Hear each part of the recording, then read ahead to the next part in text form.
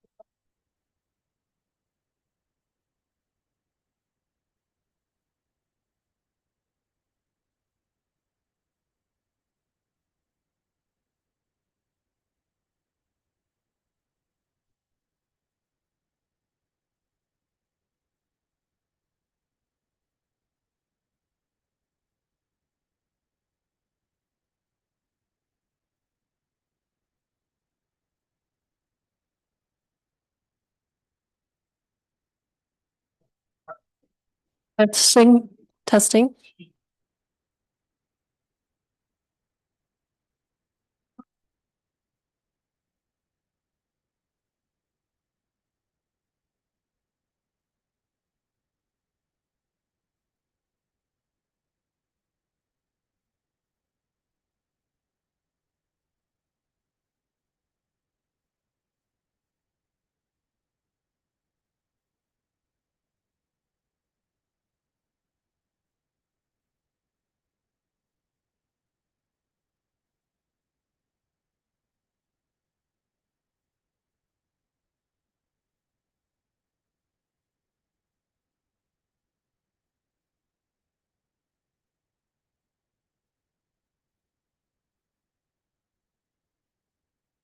Yeah, the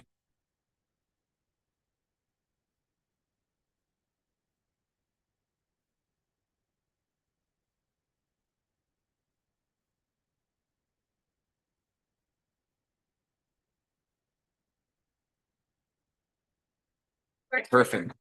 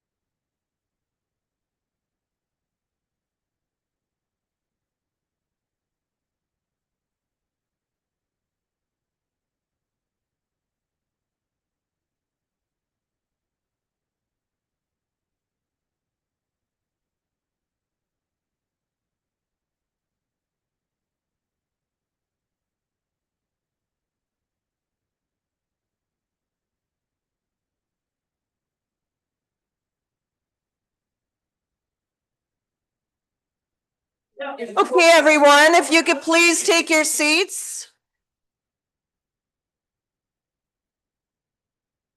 It's 7:30. Please take a seat. We can carry on. My mic is on.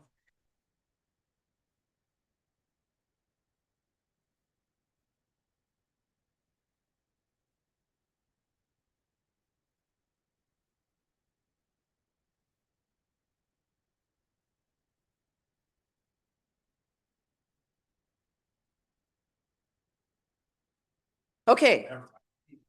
Thank you for that humor.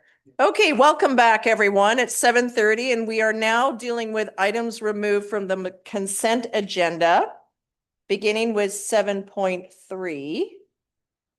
And 7.3, just bear with me here, is report of the Chief Administrative Officer. The recommendation is that council receive the report of the Chief Administrative Officer for information. Moved by Councillor Bateman, seconded by St. Pierre, and go ahead, Councillor Bateman. Well, thank you again for a really fulsome report, as always. This is new initiative as of a year ago, I think, and it's been fantastic updates continually. So I had one question around project updates, Throop Road Connector and Phillips Road Corridor Project on page 23 of the agenda. And I'm curious, there will be a referendum information page on the Throop Connector to be launched by the end of this week. I was just curious at this point to know what the content will be and how you'll phase in content over time. Is that too deep a question to ask at this point, or? Possibly through your, Possibly. Give it a go. through your worship to Councillor Bateman. Yeah, I don't know. I haven't seen a sample of what the website would look like. I assume it's going to be similar look and feel to our other Let's Talk pages, like the Let's Talk budget, Let's Talk OCP, where general information is provided, news releases on the right-hand side, hyperlinks, same idea, just any kind of relevant information. Cognizant of the fact that this needs to stay neutral as well on the project. We can't be seen to be influencing people to vote one way or the other. So it will be very neutral and just sticking to the facts and the information. I don't know if Ms. Moog has anything further to add at this stage, but yeah, I believe it's just kind of the general look and feel of that. I don't know any more specific content that's going to be included. Thank you. So through our CAO to council, so capturing the story to date. So it's been a conversation that has been had in the community for several months, years. So providing that history, that context, being able to use the platform, just like we did with the OCP recently, to invite questions so that we're supporting residents be able to make an informed decision. And will you go back to the 2005 referendum to give us the deep context? I believe there might be an item on the agenda that speaks to this a little bit. So as that information emerges and is captured through this, it's likely something that would be added at some point. Yeah. Okay, so this, anything else? Any other comments from anyone? I'll call the question, all in favor. And that's carried unanimously. Okay, 7.5 is a zoning amendment bylaw number 926-600-112-2025, 6579 Throop Road. The recommendation is that council give first, second, and third reading to zoning amendment bylaw number 927-600-112-2025 to rezone the property legally described as Lot A, Section 72, Sooke District Plan, EPP 135661, 6579 Throop Road from large lot residential R1 to medium density multifamily 2 RM2, and amend Schedule 303 of zoning bylaw number 9600 by adding a site-specific conditional use applicable only to Lot A, Section 72, Sooke District Plan, EPP 135661, to permit a community care facility as an accessory use on the property, and that prior to adoption, the zoning amendment bylaws forwarded to the Ministry of Transportation and Transit for their approval. Moved by Councillor St. Pierre and seconded by Councillor Pearson. Okay, go ahead, Councillor St. Pierre. So this is dealing with a property on Throop. It's a redevelopment of some land that was previously used, I believe, for a septic field through a co-op housing project from way back when. They're looking at a daycare, some commercial space, and so on and so forth. My understanding, there were some questions in terms of how people would actually get around, the kids and so on and so forth. But I believe I would have to let staff answer exactly because I'm afraid of getting it wrong. But there were solutions offered in terms of some of the questions from the public specifically on that. It's discussed extensively during the Land Use Development Committee meeting, and it seems like a good project. The recommendation was to move forward. Councillor Pearson. Yes, it is. We asked several questions around egress and access for children coming down Throop Road, and I did understand that the recommendation was to have the children walk around the roundabout and then come down Church Road on the multi-use trail. That was discussed at land use, and that was a recommendation by staff. We did raise, there was questions raised by members of the land use committee about teenage people or preteens somewhere taking shortcuts through the project itself, because I know that kids will take shortcuts and things like that. Is it too late to ask for, at the very least, a sidewalk marking on Country Road? Because I still feel that a lot of children, and again, one of the people spoke to me, are going to use that as a cut through. It will become, children are children, and they will go through there. And then at the very least, when you get to Country Road, a painted sidewalk with maybe potential signs on it. I don't know if the developer was adverse to that. So can I ask through you to staff to answer that? Because they seem to be very amicable. Yeah, through the mayor, my understanding is that conversation did not happen between staff and the applicant. To answer your question, if it's too late, I suppose not. The motion could be postponed and staff could work with the applicant to consider improvements along Country Road. But currently it is not being proposed as a condition of rezoning. And I don't want to delay the process because we're at first, second, and third reading here. I just wonder if we could even ask the question to the applicant if, they would be willing to, at the very least, put a marked crosswalk there, because I think there was concerns at the land use committee of the egress for children around that area. Particularly, we're developing Throop Road, or potentially developing Throop Road in the next 10 to 20 years. Where were you thinking the marked crosswalk would go? Well, I think myself personally, I think coming right out of the Throop Road, there's a chain across there, and it goes right across to Sooke Elementary School on Country Road. Yeah, that's like Grant Road Or Grant, East, I yeah, it think. starts on Country Road and then goes to Grant Road East, right? Isn't it Country Road first? Country Road comes First. and then it sort of ends and turns into Grant Road East. And then the Right. chain is to block the access into the Francis Gardens Correct. area to prevent vehicles from going through there. But there's potentially another 78 units going in on Francis Yeah. Garden. So like, I'm thinking that, and I'm thinking out loud, I'm a counselor, not a builder. That if there was at least a marked crosswalk there, it may offer some form of. I think I heard that tonight. You would need to, this would need to be referred back to staff to work with the applicant. So think about that and I'll I know. look for other speakers. Thank you. Counselor Beddoes? Yeah, there was something handed by the speaker tonight in regards to that there was only one copy. Is that going to be circulated to us? Because that to me would impact on where I would go with this tonight. Because I understand staff, it didn't come up on the horizon when staff was dealing with it. But my concern here is we're looking at safety of kids.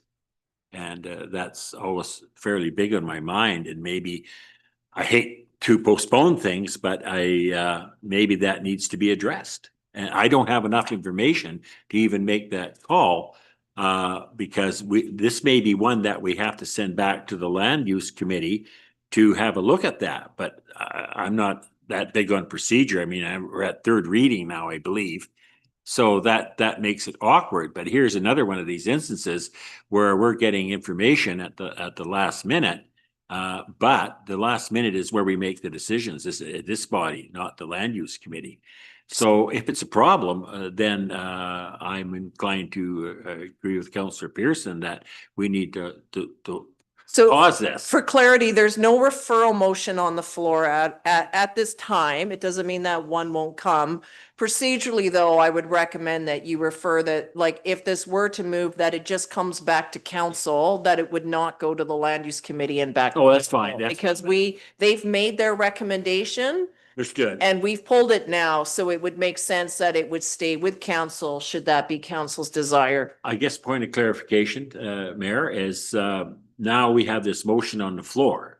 So if we pass this motion, then it comes through just like it is said there, and there's no opportunity to make any changes.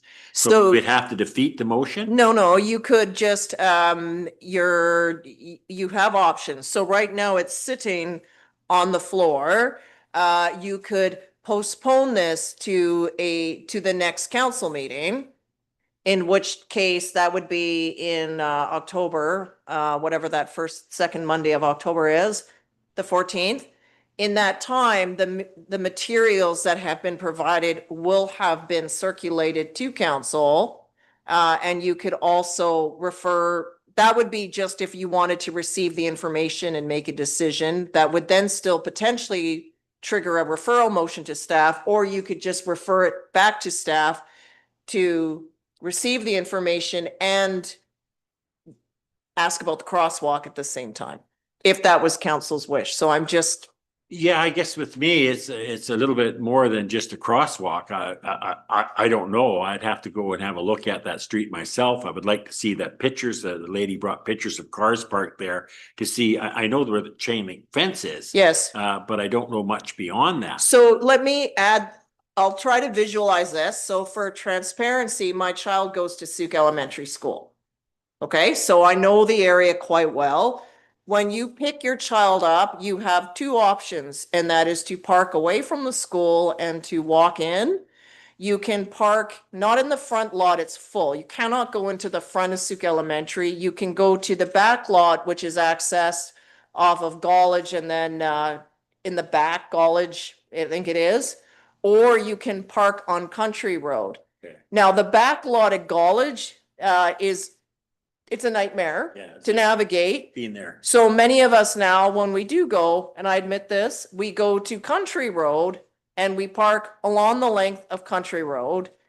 And the reason why vehicles show up at 2:30 is because everyone wants to get in reasonable proximity to the school. And then the whole of Country Road all the way to Grant Road is completely full. So if you arrive, school gets out at 2:40, I think, is roughly when the bell goes. So vehicles start to show up probably as early as 2 to get those spots.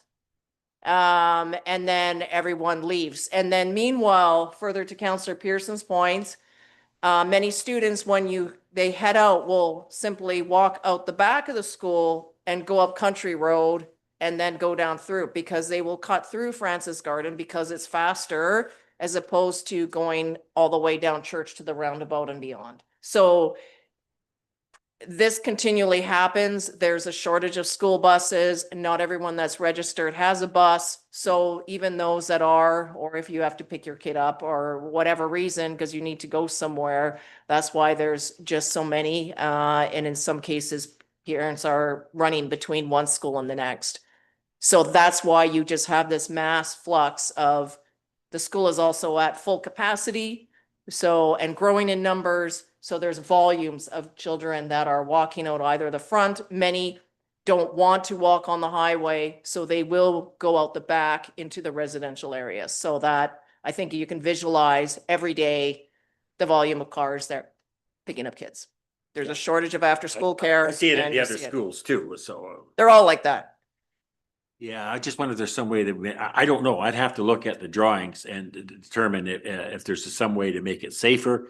Or, you know, when we ask people to, for these rezoning changes, we extract some benefits to the community, and maybe there's something that we can do. I don't know what the sidewalk, I just don't know at this particular point, but I think it's serious enough for me that I'm not willing to pass this tonight until I seen something on that. So, I'll tell you right now, I will oppose it.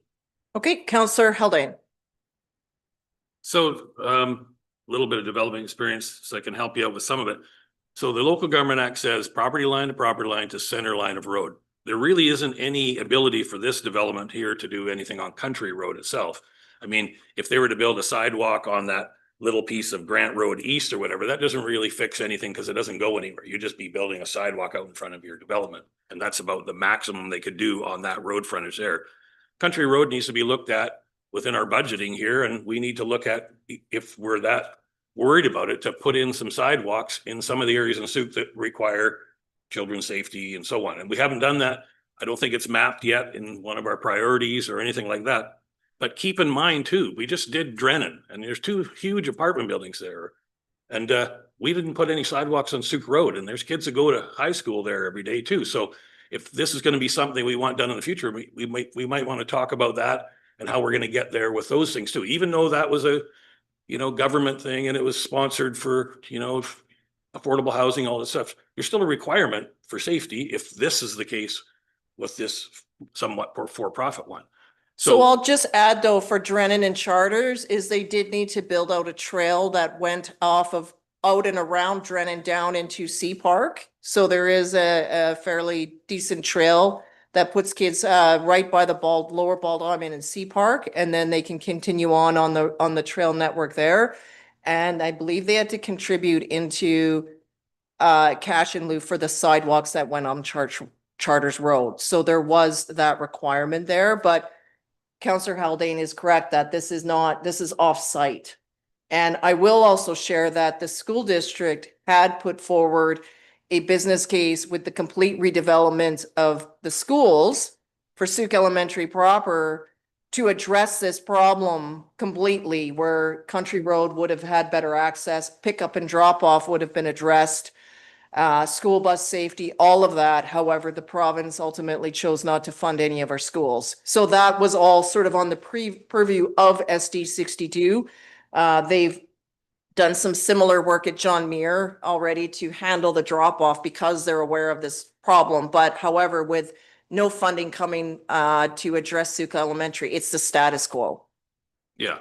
And that's why it hasn't really fallen under us. It's been more because it's the school really that is creating this, as opposed to, and similarly, when we've done infill in and around Sooke Elementary, residents there have said, look, there's all these units, and now we just have this somewhat sidewalk going down College, but it's something. But we've added more units and there's still a challenge there with mobility. well, and keep in mind too, with this project itself, there's a number of raw land pieces that go along Throop Road all the way to Phillips. And with this new Throop Road connector we're talking about in the future and stuff, I mean, developments like this, they're going to take away hundreds and hundreds of thousands of dollars worth of taxpayers having to pay towards a $50 million borrowing process, because they're going to do that chunk of boulevard, streetlights, sidewalks, and bike lanes and the safety measures for us. So, I mean, this is just leading to an expectation in the future of how some of these developments can help alleviate tax issues that we're going to burden people with a referendum coming up in the next election. So, I mean, we have to understand what the gains are here as well. I mean, I do understand we need more safety, but it's not all going to be on the back of one guy building an apartment building, and the safety issues are way outside of the property purview of the application. Councillor St. Pierre, or that, sorry, did I go to you already? Okay, go ahead. I think Councillor Haldane is correct. This particular development has to deal with what's within its own development envelope, and expecting all of this is a bit much. Having said that, the representative from Red House Solutions, who I believe is in charge of the project, I think this came up during the land use, and this is a project that's providing affordable housing. So in terms of, Councillor Beddoes and what is it providing the community? Well, from what they were saying, depending on what they can build a project for, that's exactly how much affordable housing they will provide. Which means that if we provide delays and if we provide more complexities and we provide more issues, they provide less affordable housing. That's all there is to it. The equation is pretty straightforward. So given that it's not actually their responsibility, although I do agree with Councillor Pearson, the suggestion that some signage might be appropriate, the impression that I got from these people, this is, Francis Garden, got a good bunch there. They're doing the best they can for the community. I don't think they want any children at harm. I think asking for signage or something reasonable, that would probably just happen. And I'm going to support the resolution because or the motion, because I think that it's a good project, good for the community with good people who will do the right thing for us. Councillor Bateman. Yeah, I agree very much with what Councillor St. Pierre just said, but I'm going to support where Councillor Beddoes is taking us to get this back to council. There's an awful lot of material here in this report. I was part of that land use committee decision, and that was 4 weeks ago. It'd be great to see this package again on a council agenda. I'm interested, many good comments tonight. There's this matter of the dominoes falling. What comes first? So this project, which is exciting and needed, we're in an affordability crisis. There's 78 new cooperative units along with a childcare center. This project was absolutely workshopped by the residents of Francis Gardens. This is what they want and want to see. The part of the deal here is frontage improvements along Throop Road for that section of Throop Road, and of course conditional on the referendum, because if we do succeed with this referendum, it would create a 20-meter wide, I believe, the complete street cross section running from the roundabout out to Phillips. And so again, it's dominoes and timelines and what comes first. And so, yeah, I look forward to getting this back in the mix. I haven't seen, I noticed our speaker tonight, Ms. Greenwood, Broadhurst. Okay, Broadhurst noted her fears around safety, traffic congestion for children on inadequate streets, the balanced growth with the need for infrastructure. There was reference earlier to the Macola project. Well, the district and the Ministry of Transportation is at 75% design for that stretch from the bridge up as far as Church. So again, the dominoes will come in time, ideally. Anyway, I think enough on that. It's very exciting, and with much gratitude to the applicant for bringing this needed next step forward for truly affordable housing in the community. But it has to be dealt with correctly. I did have one question through you to Mr. Riley. Can you tell us about the parking? Because that was another point that was raised here: inadequate parking on site. Can you remind me what the parking requirements are in the underground garage, I believe? Through the mayor, I believe there's covered parking requirements. I don't think there's a request for a variance. We do have a DP running concurrently. I don't have the details of that DP in front of me right now, but it'll be reviewed by our director, and our director has delegated authority on these development permits outside of the town center.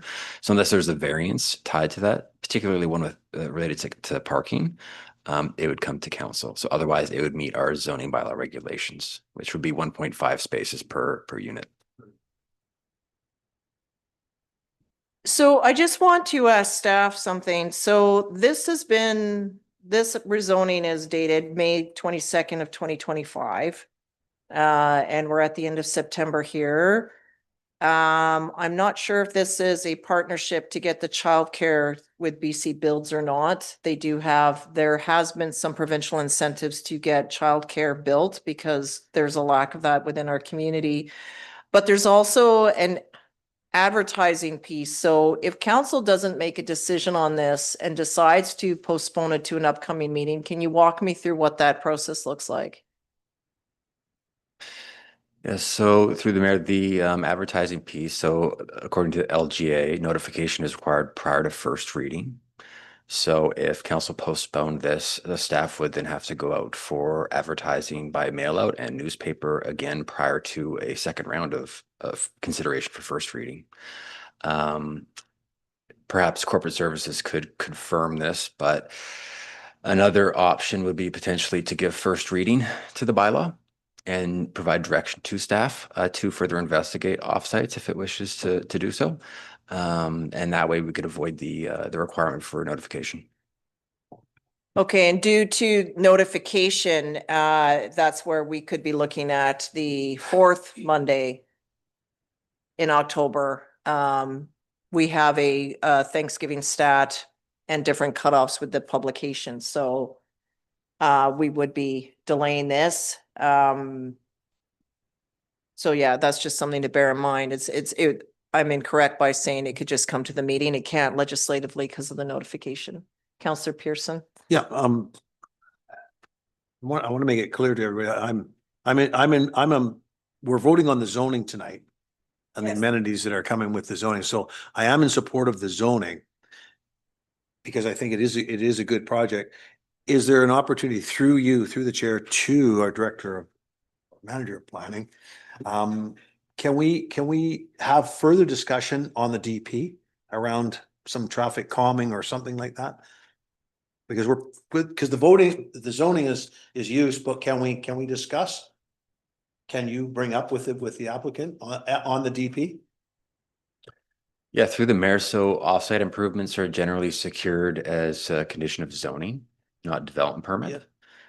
There are some authorities under the LGA for, building permit requirements for road dedication or frontage improvements. But in the case of, considering this for DP, council has provided delegated authority to its director to consider these applications outside the town center that do not have variances related to siting, et cetera. A parking variance would bring this development permit and variance to council for consideration. But again, those, I guess the point here is that offsite improvements, that DP wouldn't be something we'd be considering. Right. Yeah, zoning would be the place for that. Zoning's in place, but we could consider that DP. Zoning would be the place to consider offsite improvements. The 219 covenant, yes. Okay. Yeah, it would need to be resolved with this particular one. I'm going to speak on this. I totally understand the impact that this development has on the neighborhood. It's similar to what I indicated around Sooke Elementary. It's also a large case of what residents are dealing with on Grant Road. Very busy road, a lot of development with townhouse units on either side, a lot of children walking on that road at a much higher speed than what is on Country Road. This is a co-op that is advancing the use of a land that is not a park, but it was a former septic field, and putting in more attainable units through the model that has been successful to date with them, and also filling the need for childcare. We're also hearing from others about the rising cost of everything, just due to tariffs, standard of living, to just everything in general. My concern further in delaying this for a matter that this development cannot resolve. the area in question is then, I think, a matter that the district needs to take into consideration going forward. We know now that Sooke Elementary is not going to be rebuilt. So then it is municipal road and municipal infrastructure. So it's really not the development, it's not on the developer. My concern in delaying this is it'll result in fewer attainable units that we actually need as opposed to 4 market expensive units. I feel that we need to adopt this. We hear the concern from the neighborhood, and then in our budget planning is then to look at what do we do then to deal with Country Road. And that's because it's not on the developer to do that. It is on us as a council and a community to recognize that more kids are walking everywhere. The schools are overcrowded. We need to look at some of these other smaller roads and what we can do to make it safe and potentially find the necessary funding to do so and take it on us to do it that way.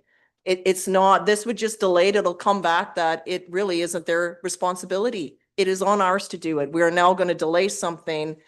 And that's the answer that I see coming. It is on us as it is to make that determination ourselves. So I'm in support of this. I'll go for a final time to Councillor St. Pierre, then Beddoes. I think it's interesting that earlier on we were talking about tax exemptions for affordable housing. In this particular case, we can reduce the costs to the developer. That happens to be a co-op that's providing for young families and for families, including childcare, which we desperately need. The easiest way to provide a tax exemption in this case is actually to move forward the process as quickly as possible. And I don't mean that we're sacrificing safety, because we're not. These are not people with a child with a daycare that are going to be sacrificing safety either. And it's not their responsibility to make the entire neighborhood safe.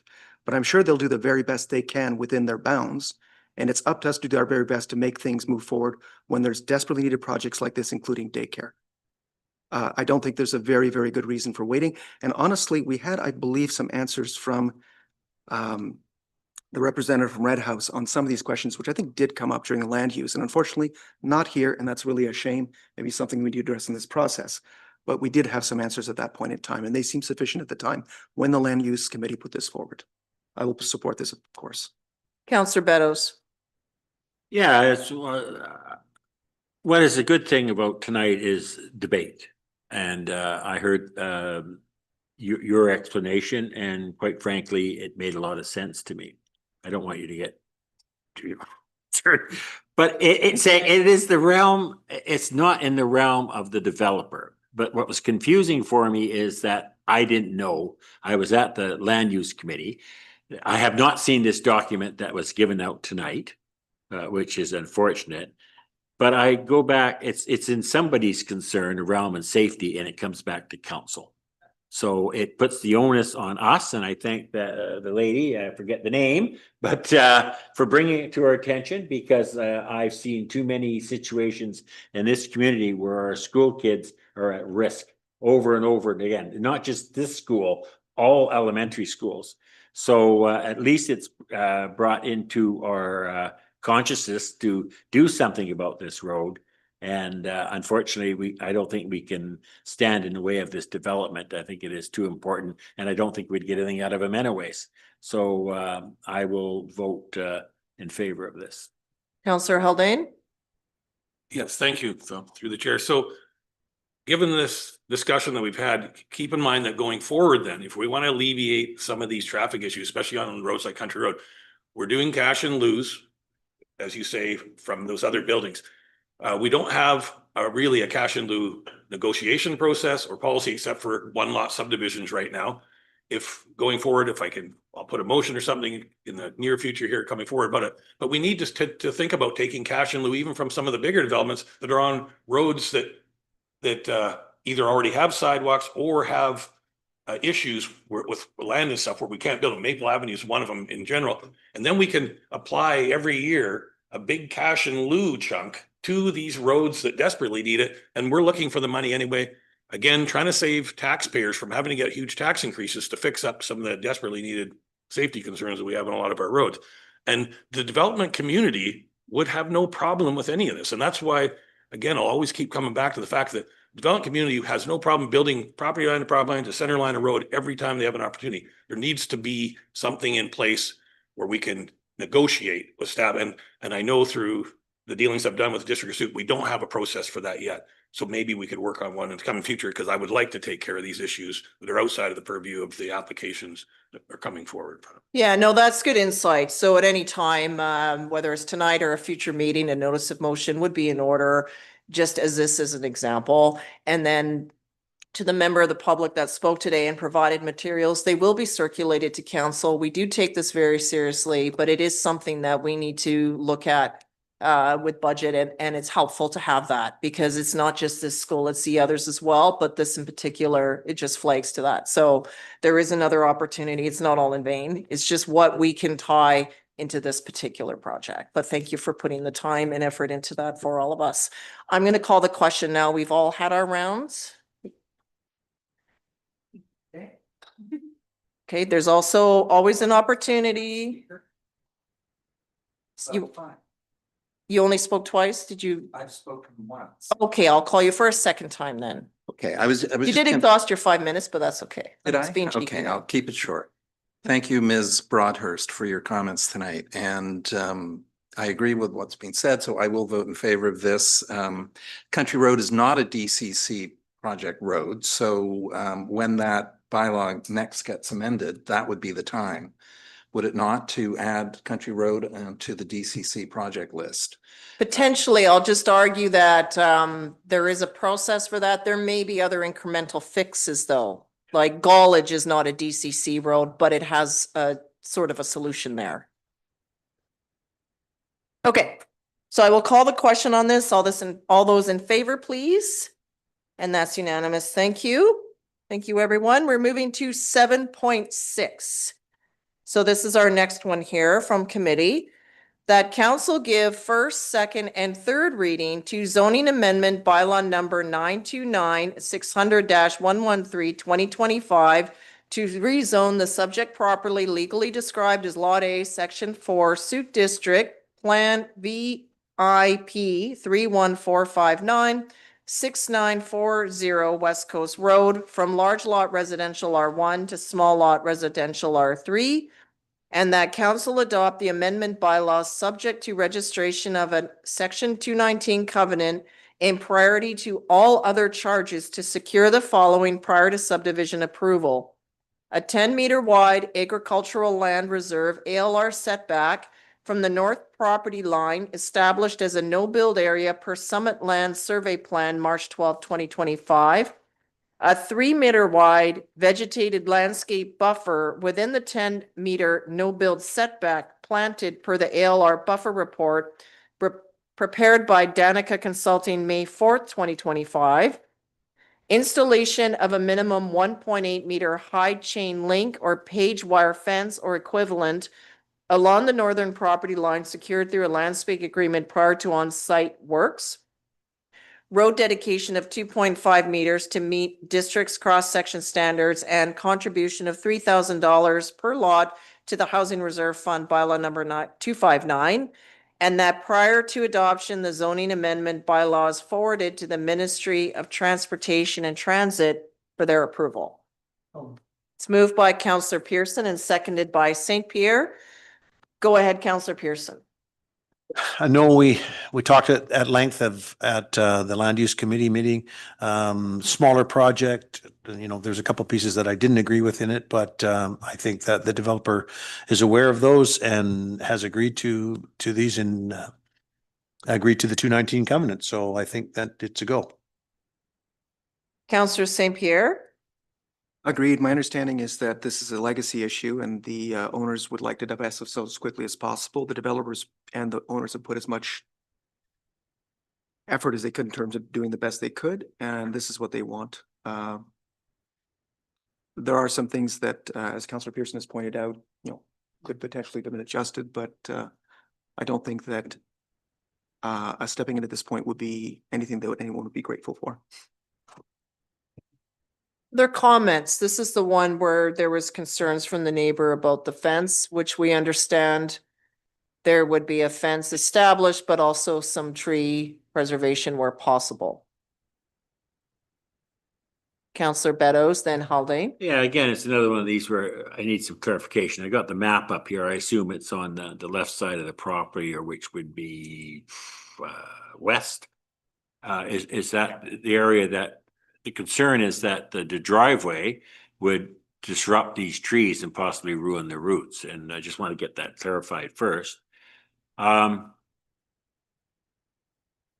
What some of the more, I'm a little bit, when somebody comes in and puts a road and then destroys the trees that are basically on the property line, I believe they're on the property line, is putting a fence up is a reasonable expectation, or is that, you know, I just have a hard time with this. I mean, I believe in property rights, and I'm not too thrilled with this whole development. I think it's cramming too much stuff on a small lot.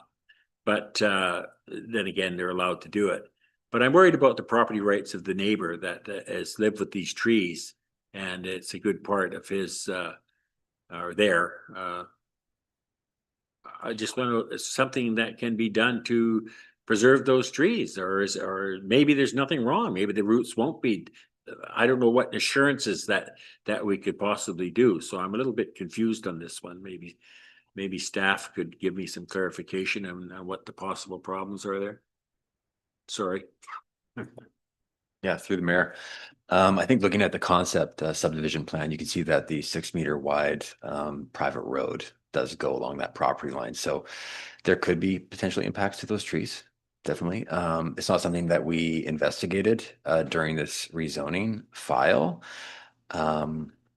What we focused our attention on was the setback to the ALR lands to the north of the property. So yeah, if council wanted to, again, postpone this and have staff seek a professional recommendation on the impacts of this tree or that line of trees, we could certainly do that at the expense of delay for this file, of course. Yeah, because there's no setback on that side anyways, is there's the road just goes right to the property line, I understand it. There's no setback for roads. Yeah, okay. Yeah, well, I'm in between, I don't know. I'm a bit lost what to do about this, so, but anyways, thank you for answering that question.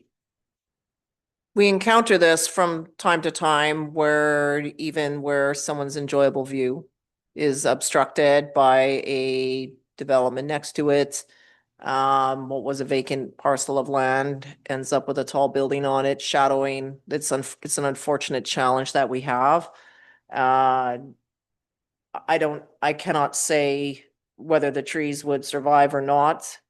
Clearly the applicant is in the room and is hearing concerns from the neighbor and had publicly indicated some intent to share or to resolve that concern where they can. I'm uncertain if a tree protection bylaw would address this or not at the same time. It's similar to any. We do get comments like this on many developments that we're doing. Yeah. Councillor St. Pierre. I don't know if this actually simplifies or not, but as it stands without a tree bylaw, I believe the property owner is in the rights to simply cut down all the trees, but I don't think that's the intent. And I believe that they've actually done the site map with very little latitude because of the setbacks for the ALRs. So they really don't have a lot of, as I understood it from the land use meeting, a lot of wiggle room. But keep in mind that this is actually a zoning. We're looking at changing the zoning. And it's reasonable within OCP and within other expectations. So a lot is being asked of the applicant already in terms of setbacks with ALR, vegetative buffers, and so on and so forth. And, you know, the $3,000 per housing, we'll talk about that, but I know how you feel about that already. But a lot has already been asked. And again, I think what we can do here is make sure that we're not holding them up, because there's not much else they can do, and there's not much we can demand of them. Could I have some clarification as to whose property those trees sit on? Do we know that? All that stuff. Through the mayor, I don't have that information. The neighbor's property? It's on this particular property. Partially. What is it? I hear, I've seen.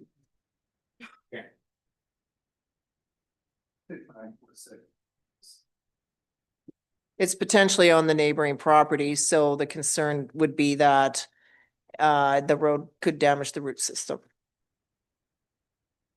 Counselor Haldane? Well, if you look at the map that they have in front of us, and you keep in mind that the property that has the complaint about the development with the trees, they've cleared more than half of that same property line on their own property to get to a back, either a detached suite or a garage or whatnot. So a clearing had to be done for that to happen. Both properties are looking at trying to do something on their own property. Property rights are important for everybody. I get it. But for one property owner to not want development on one piece of land and there's obvious clearing on the opposite piece of land, I would say that, you know, it's just a fact that we run into when we're trying to access our own property to front to back and so on. And that's not even the big issue I had here. I was just noticing that with the map as I pulled it up and looked at all the stuff, and there's all clearing done along that property line. But my big thing is the 10-meter agricultural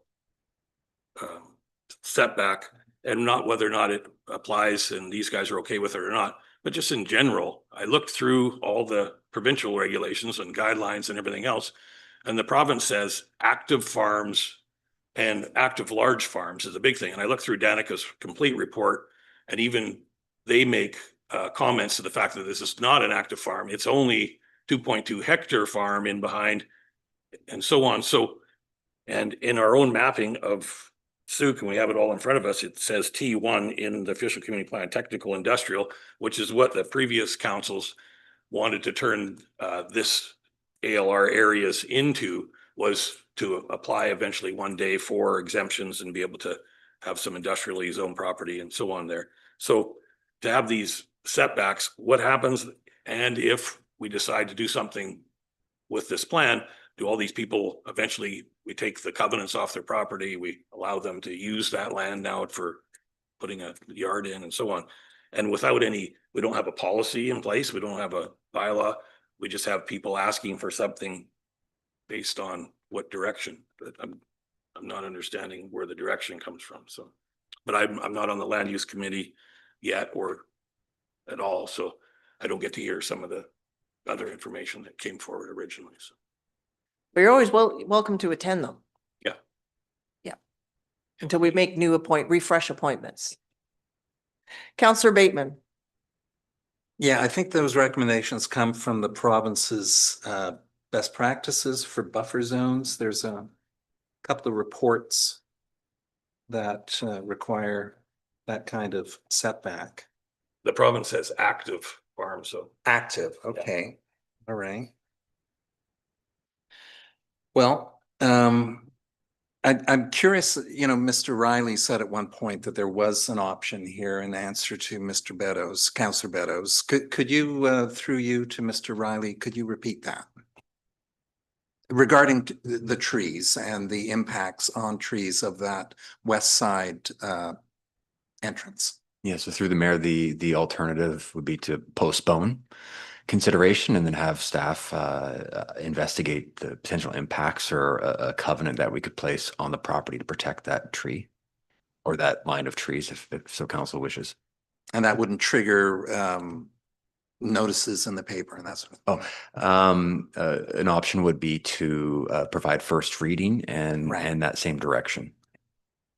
It's similar to the last one. So in that we're in the same place. Yeah. Yeah. And we have the general understanding, without it needed to be added in any form of a covenant, that the developer will be as sensitive as possible. And they're offering these options of if indeed the trees all die, you will put up a board fence. Yes, I'm looking over there and I see yes. Okay, thumbs are up. Okay. Okay, anything from anyone else? I'll call the question then. All those in favor? Any opposed? That carries unanimously. Thank you. So we'll move on to 7.6. Sorry, we just dealt with 7.6. 7.7. Townsend Road. This is the zoning amendment bylaw number 925-600-111, 2025-2103 Townsend Road. The recommendation is that council give first, second, and third reading to zoning amendment bylaw number 926-600-111, 2025, attachment 1, to amend the zoning of the subject property legally described as Lot 9, Section 10, Sooke District Plan 5865-2103 Townsend Road, from large lot residential R1 to town center apartment RM5. And that council adopt zoning amendment bylaw number 926-600-111, 2025, subject to registration of a section 219 covenant attachment 2 and priority over all other charges on title to secure the following prior to issuance of a building permit. Road dedication to meet the town center standards established in bylaw number 925, limitation of building height to 4 stories and 17 meters, an affordable housing contribution of $3,000 per residential unit to the district's housing reserve fund, and a 2.5 meter statutory right-of-way on the subject property for a pathway connection to the property adjacent to the rear lot line. And that prior to adoption, the zoning amendment bylaws forwarded to the Ministry of Transportation and Transit for their approval. Moved by Councillor St. Pierre and seconded by Councillor Beddoes. So on the motion, go ahead, Councillor St. Pierre. This is in the town center adjacent to Lot A in the library and so on and so forth. It basically is changing the zoning from, honestly, not the type of density that's actually anticipated or wanted in that particular area. That's more or less the crux of this. I happen to think that limiting the building height to 4 stories might be, we might want more, but at this point in time, that's what's being asked, and it's more in line with the expectations for that particular site in the future, so. Councillor Beddoes? Yeah, again, at the land use committee, we had a robust discussion and it wasn't a unanimous vote in the end. I think the bone of contention was the lane right away through the property to Lot A. And so it was, yeah, quite a discussion, but in the end it voted, and then we decided that that was a integral part of the community to have access to Lot A. And we don't know how the other lots on Townsend are going to develop, or if they ever develop. So we have to make that pathway now rather than not at all. So I think the committee looked at it, if there was land assembly, which doesn't seem to be plausible at this moment, would be the much better option. But anyways, we have to deal with the one in front of us, and I will support this motion. Okay, other speakers? Councillor Haldane? Yeah, I mean, I'm trying to understand, again, I didn't go to the development meeting for this one, but given the fact that our OCP has been in place for some time and we're trying to develop our town center, infill in the town center is huge. I don't understand how we got to 4 stories. So going forward in the future, there's not gonna be any public hearings. Official community plans are gonna represent everything we want to try and get done. And I'm guessing our town center is gonna be still sticking with similar 6-story buildings, RM5, town center. It's the only one that's allowed to do that. So where does the direction come to go to 17 meters and 4 stories? That has to come from somewhere. We have zoning bylaws that say 4-story, 6-story, 2-story. So how did we get to 4-story? And I'm really curious on to how that direction came forward, because I know that these small lots, they depend on trying to get a zone that'll work to at least make it cost effective for them to be able to do anything anyway. More than likely, a lot of these small lots will land bank with the neighbor and so on, and they'll keep applying for more R5 than you do, you know, a bigger building. But to bring them down to a 4-story building makes little or no sense to me in our town center. We're going to be doing something possibly right behind this, which we're going to be doing 6 stories. So it's prejudicial to think that we want all the neighboring properties to do 4-story, but we're going to be applying for 6-story on our own property. So I'm hoping that maybe there's some rationale to this, and maybe there's still time that we can give this guy proper RM5 zone. Okay, so I might try to answer that. It goes down to the town center plan that still prevails. And it states that the plan targets, in terms of the town center, apartments should be generally limited to 4 stories with consideration for up to 6 for signature buildings. Given this direction and the site's small footprint and the location adjacent to single-family homes, the recommendation has the limiting of 4 stories. And so that's sort of where we're at, which sort of indicates to me that this is a 2009 plan. It's severely out of date, which is why the OCP needs to be addressed so that these other things can be potentially looked at. But as I think for neighbors in particular areas that are accustomed to single family units, 4 stories is really high. And then in this case, I think it's just the lot size. I'm not a planner. I'm just going with the report and just having walked by there, just what I think probably could fit. It'd be very tall, skinny building. So given that, is that same rationale gonna be used when we develop our own property then? Because there's neighbors behind that too. They're all in single family homes along. But I think it Hanover. depends on where it sits, right? So it's deciding, this is a small, single family lot. District's land is a 5-acre parcel. Right, so who decides? Just council decides that? Yeah. Based on our rationale. Well, and we do get some expertise, Well, hopefully. the guy Yeah. bought 10 pieces along Townsend Road. Would it change then? We'd give him 6 stories because, Potentially, if let's say 5 lots were bought up and all the houses would be demoed with a bigger building, it would be different than 1 lot that is, and what that lot handles and parking. Townsend Road is built out now. It's a very narrow road and very difficult to park on. It's narrow. Like if one vehicle parks, it creates a bit of a bottleneck there. It's very narrow. I'll leave it at that. Councillor Bateman. Yeah, so I was looking at the new correspondence we received in the last week regarding this that was not at the Land Use and Development Committee. And these are, I believe they're both residents on Townsend, and they're noting how things are changing. So they're not happy with 4 stories. In fact, their homes will be shadowed and they're going to lose the character of this neighborhood. And of course, this neighborhood is in the heart of our town center where density is to be focused. And it was an interesting session. I think the statutory right of way was a deal breaker for the applicant, and he can't build what he has planned with this 2.5 meter statutory right of way, which either means he will go back to the drawing board or will flip the property, of course, which is entirely within his rights. I would trust he'll go back to the drawing board because it was a very persuasive proposal. I like the look of it, a slimline apartment building, 4 stories. I forget how many units. And yet I think I'm glad that the committee did insist on this pathway connection.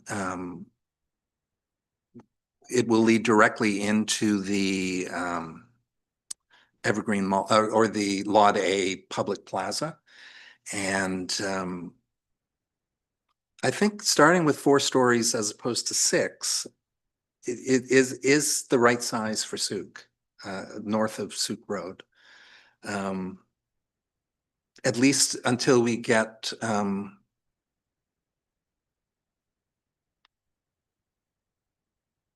yeah. Anyway, I'm done. Thank you. Okay, thank you. Councillor Pearson. This is why our job is tough sometimes. It's in our town center. It's RM5 zoning. This applicant is the first person to go on the street looking for the high-rise type application. So the statutory right of way, which may or may not be in the right place. For me, statutory right of way is important to get those accesses and those trails going back and forth through the property to our to our town center. It is in our town center, and I feel bad for the residents of that neighborhood as we transition. It's been identified as town center for quite some time, and it's a tough decision. I don't think that we like to down zone, and it feels, I never say the word down zone, it feels like we're down zoning something from 6 stories to 4 stories, because the application came as 4 stories, but in that discussion, it sounded like they really originally wanted 6. So I don't know. Kind of tough when you're the first person to develop on a street. It makes it even more tough. But we do need to secure statutory right of ways. That's important in our downtown. But we also have to start densifying our downtown, and that's a fact of life. So don't know. Okay, thank you. We have also dealt with another property that was taller at Sooke Road in Townsend. So maybe it was a development permit. It was commercial with residential above, and I think that was 6 stories because it fronts Sooke Road, if I'm not mistaken. This one is further in. I am in support of this. I think the scale is suitable. It's similar to Knox Vision was scaled down to a 4-story, I believe, and it was initially proposed to be 6 or higher. This is apartments. It's 14 to 16 units inside, varying floor plates. So that I think will be determined.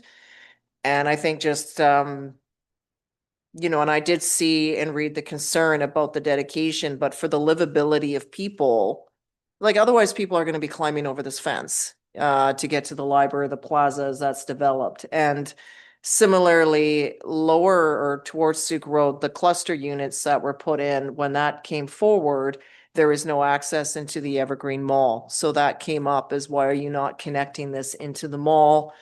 I still hear from the odd residents who misses the connections where you used to be able to cut through Home Hardwares. You used to be able to kind of cut through various places, and those have been closed just due to vandalism, the need to protect property. But we lost an opportunity when we dealt with the cluster zoning of connecting it and being able to walk through. And then also, where's the height on that? Why are we putting in these single-story buildings? So given that staff receives the feedback from us, they're now saying, okay, connectivity into these other lots is important, and we need to slowly increase the height. So here we are, and I just think that it is going any taller on that lot would result in a challenge with parking. And there is no street parking. You cannot park on Townsend. It's just tight.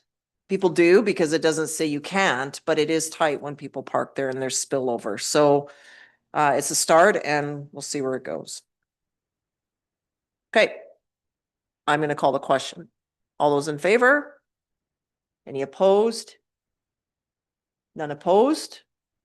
That carries unanimously. Okay. So I believe that concludes our end of items removed. So we're going to go into notices of motion.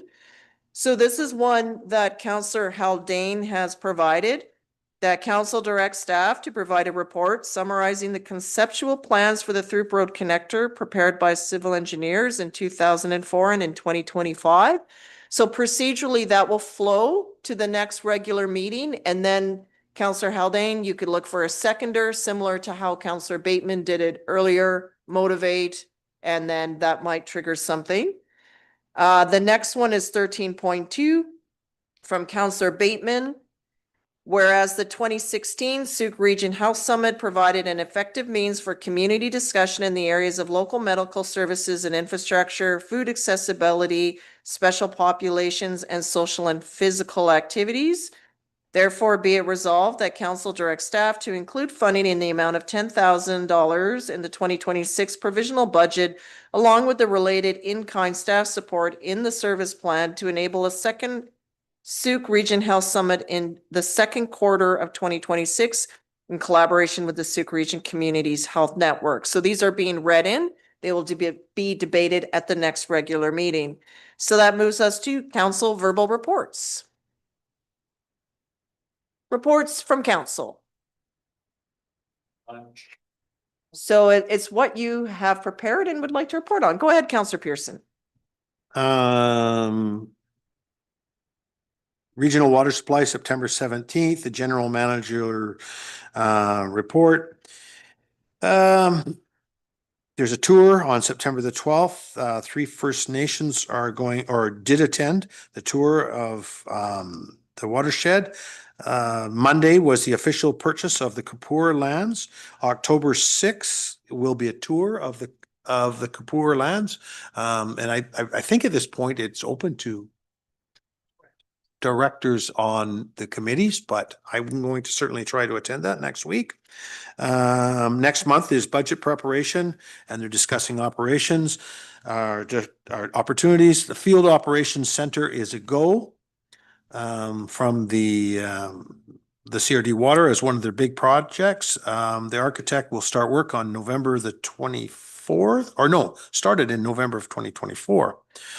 The purposes of the field operations, it's going to be located in the watershed, multiple buildings. So they're going to they're going to improve their functionality. 2 RFPs have been out there. Approved budget is in line with the original estimates. The design build by Langford Field Operations Center. So they're going to, they put it out for RFP, and it will be a design build. So they feel that they're going to be on budget, actually going to save some money. The master plan, I think, is working since 2022. It's at the CRD board now, I think. Is that correct? The master plan, which is the filtration. And we adopted guiding principles for the ongoing 20 projects that are coming forward. Guiding. So there's a lot of work being done by CRD Water, Wanda Fuca, or that was the regional water supply. So, and other than that, I attended Crab Fest on Saturday as a volunteer and an eater. I bought a ticket, and I stayed till 6 o'clock at night cleaning up crab stuff. And what's the other one? Oh, the Grand Parade last Saturday was well attended. It was a nice walk. We walked from the Sooke Town Center up Otter Point, down through our park, or up Townsend through our park, and then back down Otter Point, back to the town center. And it was well attended. And I was our costume judge out there, so it was good. Very positive event, the Grand Parade, in efforts to raise money for our seniors gathering place, seniors and youth gathering place.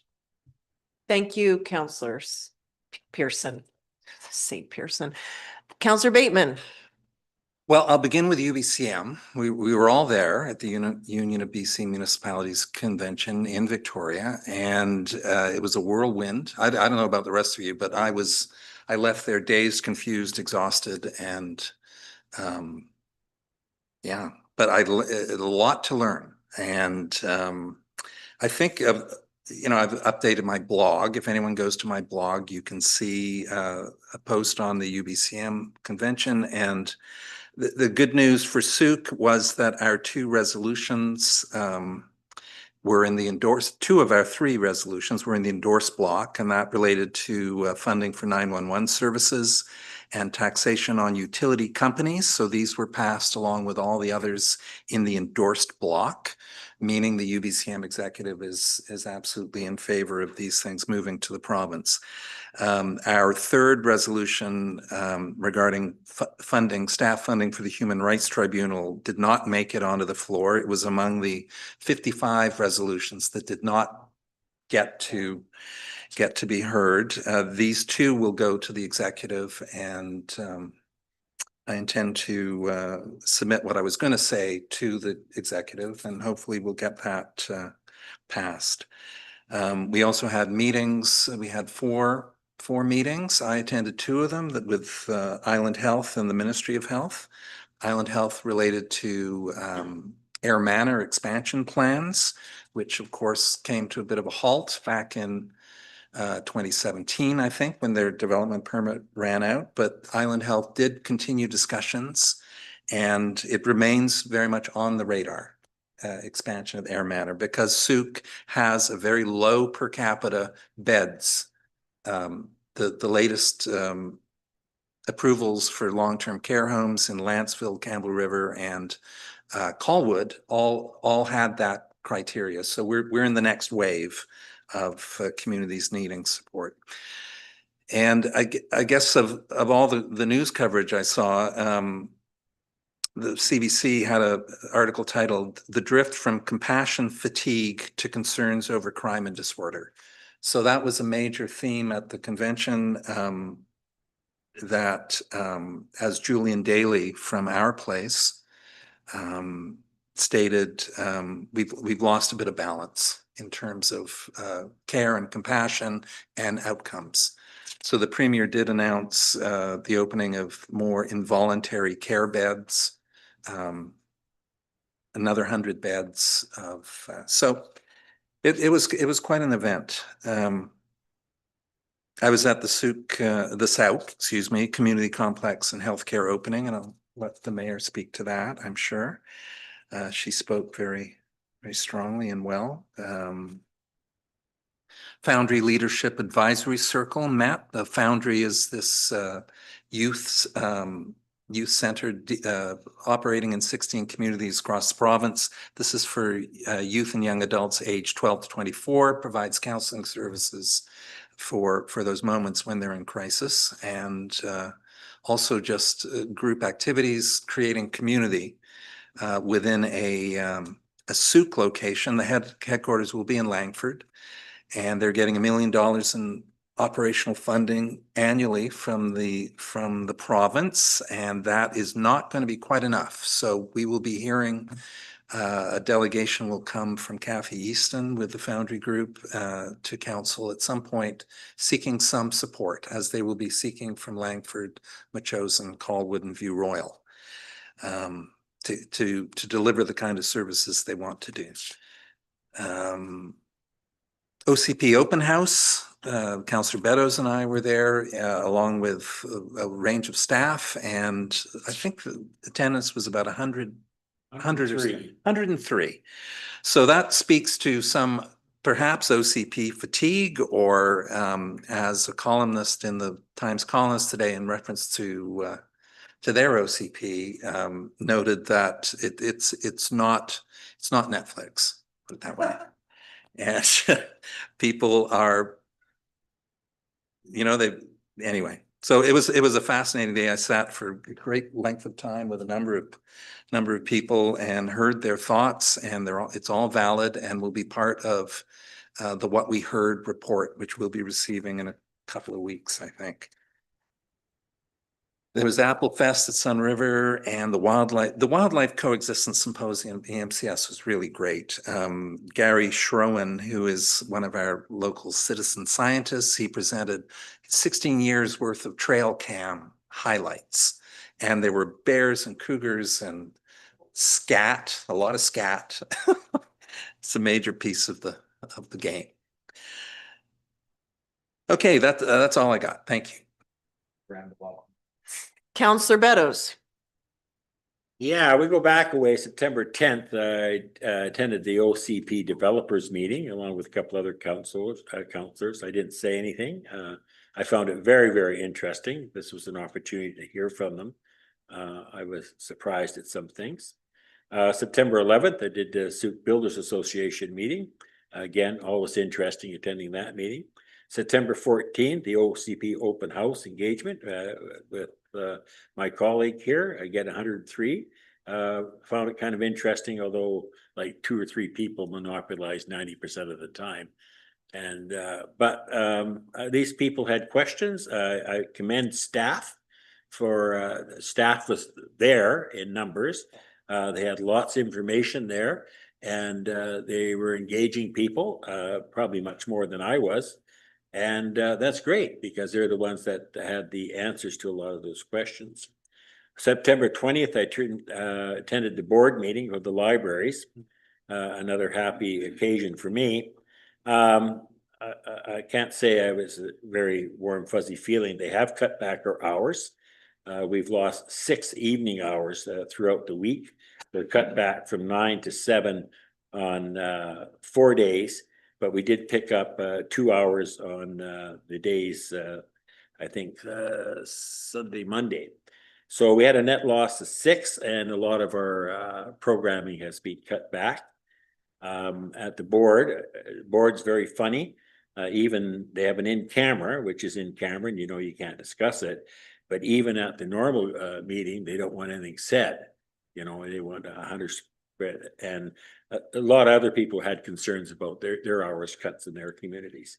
Anyways, it has gone through, and I've done what I can. I think we did rescue a couple of hours out of it. But unfortunately, and that was all in the paper, so I think everybody knows about it now.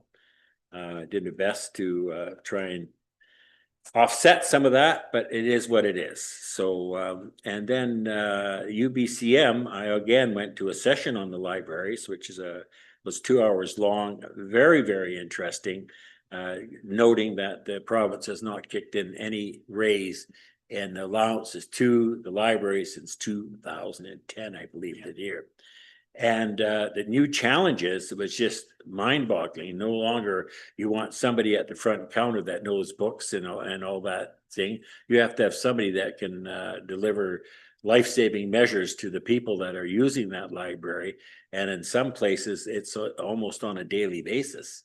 And so you have to apply the, what's it, NOCAM? It's just, I feel sorry for the persons that are running these libraries. But anyways, shrinking provincial funding is a problem, but it's a problem for all of us. I did another session on prefabs with Councillor Haldane was in it as well. And quite a move afoot to build houses off-site and bring them on site. And they basically, you know, of course, they were very pro for this, basically said the stick framing that we're used to is going to be a thing of the past. It's just too expensive to do it that way. They want mini factories that are producing this housing, whether they come in walls or in modules, and be put on the property. And they said that will substantially reduce the price of housing. I'm not sure the standard they'll be using, but anyways, it was kind of interesting. And I went to a couple of the meetings. I wanted to support Councillor St. Pierre and Agricultural Land Commission and the staff and the minister. And lastly, to push for our exemption for the ALR for the new skateboard. Everybody was very pleased, very well received. I must say, the staff there at the Agricultural Land Commission was exceptional, and it was good to see them. So that's it for me. There's probably other things, but I forgot them all now. It's been a long month. Perfect. Thank you, Councillor Beddoes. Councillor St. Pierre or Haldane? St. Pierre?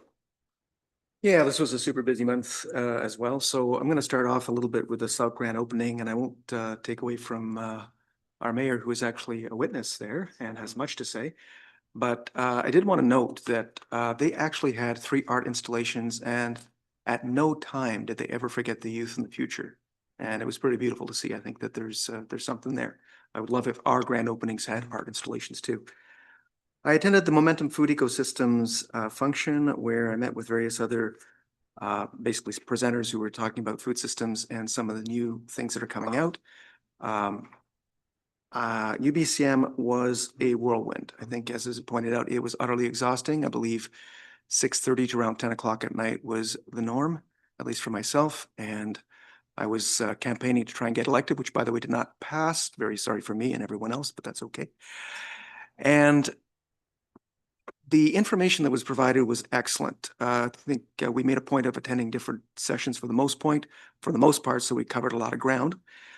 In my case, I attended one session that was on housing solutions, and for once it felt like it was actually housing solutions. So they talked about the housing corporations that have come up in Whistler and in Tofino, some of the experiments that are happening with Kelowna in terms of what they're doing, the need to actually take chances for local government to basically step out of the comfort zone of safety and take chances in order to make some headway in terms of a problem as thorny as affordable housing. which included, of course, things like manufactured homes and so on and so forth. Obviously, it's going to affect a lot of people in all sorts of different ways. Strangely, I found the speech by the federal representative Gregor Robertson to be extremely interesting. They're putting billions into affordable housing, and very clear in his speech that they expect manufactured homes to become a big part of our future at this point in time, and they're investing heavily in that direction. That's the party line. So that's where things seem to be going there. I attended the Intermunicipal Task Force, CRD, and they unveiled their draft strategies for climate action strategies. Very well organized. It seems that it's still in process. It's very much a draft. They're looking at 6 different areas: climate-focused decision-making, sustainable prepared communities, low-carbon mobility, low-carbon and resilient buildings and infrastructure, resilient ecosystems and foodlands, and waste reduction. So those areas are going to be the strategic priorities for the CRD. And there's a lot to say, but it's late already, so I'm going to go. That's it. Thank you, Councillor St. Pierre. Councillor Haldane. Yes, being fairly new here and stuff, I haven't attended a lot of the local things as I'm getting caught up here, but I resigned from the Sooke Builders Association, so I attend as a councillor now. Information there is, like they say, is always very good, because really to get an understanding between what builders are trying to do. And it's funny because everybody always wants to put builders or developers in the same category. I build 1 or 2 houses a year, but get labeled as some developer or whatever. I know development because I've been doing it for 30 years, but I'm not a developer. Builders Association has little people in there, no different than a little tiny corner store as opposed to a overweighty foods. I mean, you've got people who just do that to make a living, they eke it out and so on. So you get a different perspective, and it's nice to see councillors showing up to those meetings so they can get an idea of what's at stake and who's trying to do what. I attended that OCP public meeting that we had at the fire hall boardroom there. And again, a bunch of good stuff, as Councillor Meadows was saying, information that comes out, expectations, things that work and don't work. And some of the stuff, maybe there's some of the ratifications that maybe will be forthcoming in the official community plan that we need to start thinking about, because even UBCM attending that and going to all these different conferences stuff, it enlightens you on what's really happening in the real world outside of our little town and how they're trying to fix it. And keep in mind, and Tony St. Pierre here just said the same thing, that they're coming up with these prefab housing programs and systems, but they're developing that because they're going to circumvent BC building code in their own way. It's still going to be built to a high standard, don't get me wrong. But if you use CSA, you're not using BC building code. You're getting an engineer firm to, okay, this is how we're going to do it, build it, put it together, and they can do it just like they built tanks during the Second World War, and they will pump them out. And they would, will the houses be a lot different? Probably not. But after the Second World War, the houses they built in Victoria were cookie cutter, and they just started pumping them out. And we're in a situation like that now where we need to get housing built. So this is going to be their solution. Does it put little guys like me out of business for what I do? Most likely, but maybe I'll be a foreman in a plant. Who knows after that? But the other thing that's interesting is some of the stuff they come out with direction that the federal government, provincial governments are going now. And when they talk about the use of liquid gas now, and they're going to be sending it all around the world, they're going to do a phase 2 up in Kitimat. And we had the opportunity to sit down and talk to some people who were talking about it. And to give you an idea, the Site C dam provides this massive amount of power for British Columbia. Well, the second phase in Kitimat, they're going to do a gas-powered plant there, because that gas-powered plant, to be able to compress gas, is the same amount of power almost as the Site C dam. So it gives you an idea of where this whole thing in this province is going. They have to build their own power plant using their own gas to be able to compress this gas. But it puts out the output of the Site C dam. A Site C dam that we thought was going to last for forever here. You know, it's way too much power for what we need in BC and so on. So these things come out. Councillors get to hear this relative and real information. So that when we put together official community plans, we don't have, oh, no gas is going to be put into new homes and stuff in this new plan. I'm hoping we can ratify and change it and go with what's happening. the world's changing so fast. We have to start understanding we got to keep our plans up with what's happening too, including electric cars and AI that's going to eat up more power than we even know. So a lot of stuff we learned at USBCM. I'm happy to be back on board again with council here and pushing forward with some realistic goals and rules and stuff. So thank you. Thank you, Councillor Haldane. I'll start with the opening of the Sooke Community's Health and Wellness Building. It was a privilege for me to be asked to witness the event. So what that meant was just to be present in the moment, what I saw, what I observed, and not to write anything down. So after the fact, it's always, I think about everything that I should have said and forgot in that moment. And the main one I wanted to highlight was the art installation. So what I observed there, we were all very curious. There's like anticipation, what is going to be unveiled, because they were all covered. And as one by one, we heard sort of the sorrow and the loss of an elder, of whom two of these events were dedicated to. So there's sadness, but also joy and laughter and remembering how much these two mentors really touched people and continue to. There was also the skill and the craft involved, and then the youth. So mentorship, craftsmanship, skills being passed down generations. And then, of course, all the youth participating in the mural, which is by the door, the third one. So all of these are visible. If you go up to the Tim Hortons, you'll see all the various art pieces. They're all outside, beautiful pieces there. I also made a comment in my head to why I should note this, because I could hear the drive-through window at one point. So in this ceremony where we're gathered quietly together, you hear the window, but it wasn't out of place. That is an economic driver for the Sooke. It employs young people, provides necessary amenities to people like me who go to hockey in early hours, and there's no more coffee at Sea Park. Like there's just an employment, and it's this hub for the Sooke. So it wasn't out of place. And then if you're wondering what was being passed to me, it was coins as a token. And then I was given a bag to put them all in. So this is something I'll fill out a gift disclosure for, but it stays with me as a witness to this event. So in the future, if ever called upon as to what happened, so it's not a legacy piece I can pass to the next mayor, it would be something I need to sort of keep because it's entrusted on me as a person. So it was deeply meaningful, and I was honored to be asked. And wish them well, because I do remember being at the blessing, and I think that was in 2022, 2021. Those years are blurring a bit together.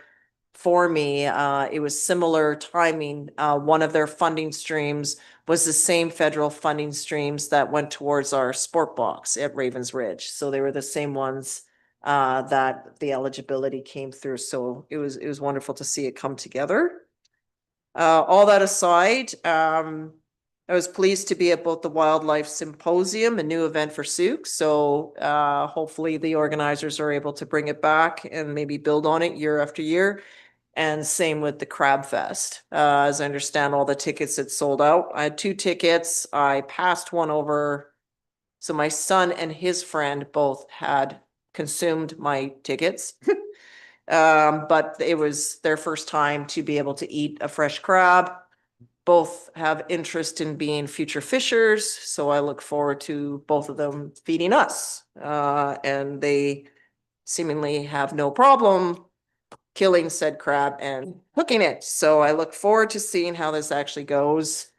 I did bring that crab pincher home and forgot about it in my bag. So thanks to my dog, it was discovered before it wasn't too late.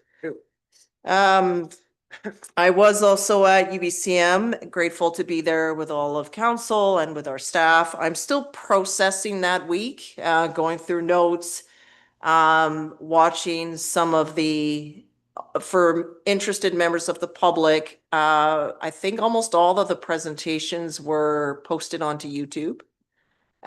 So you could see the various party leaders and their address, also the policy sessions, or at least some of the presenters. So there's a lot of information there. If you have time, I recommend you checking that out. And then I'll wait to share more on our healthcare and where that's at when I get an idea of what is happening, writing from the province. At a previous meeting, I had indicated with council support and received a resolution to support my application as a committee member to the Federation of Canadian Municipalities. As a non-voting board committee member. I did receive note that I was successful in that appointment. And that work starts pretty much in the next couple of weeks with the virtual meetings. And I will be briefed on advocacy. So this is where, to the point from the federal minister that spoke, it's all in the details and how that impacts communities. So I really look forward to seeing that and then getting the analysis on where it breaks down when it actually touches the ground here in Sooke. Sometimes I feel this is my takeaway from UBCM. So thank you for your support, and I'll share more when I can. With UBCM is sometimes I feel that there was a lot of conversation about rural and urban. And I wonder if we're landing on the island of misfit toys, because when I hear rural, it's rural BC, North Interior, and urban being Metro Vancouver. So where do we fit when we have rural, a little bit of urban and suburban? I feel like, are we being represented and caught here? I feel like we're not, but that's my first reaction. And it's something that I'll be paying more attention to. And then but I did hear a lot about retractions. So not spending, not new spending and out new funding, more just we're being mindful and balancing the budget and the deficit. So where does that leave us when we have busy schools, older infrastructure, the need for grants, healthcare services, and all of that? So it'll be interesting to see where that lands. There was I was invited to the truck loggers dinner. They invite the mayors every Monday. We're allowed to bring 2 guests. So thank you to Ms. Gray and Councillor Bateman for attending. There was a YouTube video that was showcased, BC is burning, and a lot of it was on fire. I found it very informative in terms of how managed forest and fuel building up, and the sort of scenarios in one place where one had the fuel removed, control burns, the other one didn't.